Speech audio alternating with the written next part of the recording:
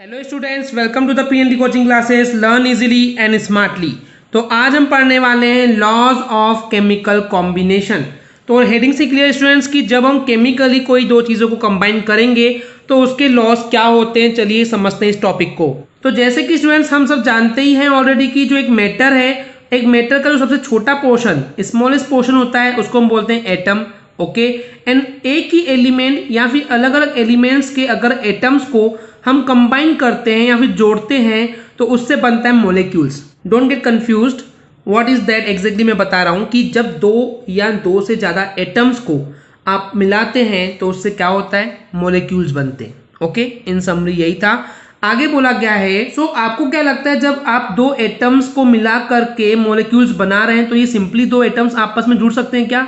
नहीं, हमें उन दोनों एटम्स को केमिकली रिएक्शन करवाना पड़ेगा, आपस में कंबाइन कराना पड़ेगा, तब जाकर के हमको मॉलिक्यूल्स बनता है।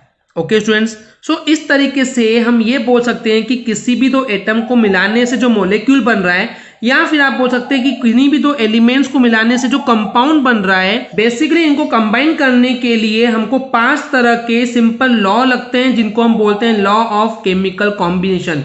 यानी कि केमिकली आप कोई भी दो एलिमेंट्स को, दो एटम्स को जब आपस में कंबाइन करते हैं तो उसके लिए कुछ लॉज लगते हैं, उसी को बोला गया है लॉज ऑफ केमिकल कॉम्बिनेशन।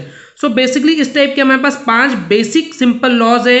वो क्या होते हैं हम आगे बताने वाले हैं, चलिए देखते हैं। तो अब हम बात करते हैं कि 5 लॉज कौन कौन से हैं। तो ये फर्स्ट है law of conservation of mass. Okay, second है लॉ ऑफ कॉन्स्टेंट और डेफिनिट प्रपोर्शन। थर्ड है law of multiple proportions, law of reciprocal proportions, and fifth है गैलुसेक्स लॉ ऑफ कंबाइनिंग वॉल्यूम्स। तो ये बेसिकली हमारे पास 5 लॉ है स्टूडेंट्स। जब भी आप दो एटम्स को कंबाइन करके मॉलिक्यूल बनाइए या फिर दो एलिमेंट्स को लेकर कंपाउंड बनाइए, इन 5 लॉ के बिना आप केमिकली दो कभी भी एटम्स या एलिमेंट्स को कंबाइन नहीं कर सकते। ओके, तो ये 5 लॉज को हम आगे आने वाली वीडियो में इन डेप्थ पढ़ने वाले हैं फॉर श्योर। लेकिन अगर हम इन 4n+1, it means in 5 law को हम बोल सकते हैं 4+1 लॉ।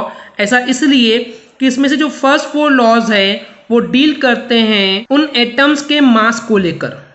ओके, क्लियर है? यानी कि इन फर्स्ट 4 लॉज में जो फोकस, जहां कॉन्सेंट्रेशन होता है हमारा, वो होता है मास। लेकिन अगर हम लास्ट 5th वाले के लिए बात कर रहे हैं, that is Gay Lussac's law of combining volumes, यहीं पे क्लियर है कि यहाँ पे हमारा फोकस क्या होता है, वॉल्यूम पे होता है।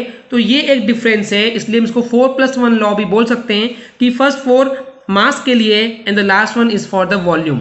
Okay students, I hope clear हो गया होगा।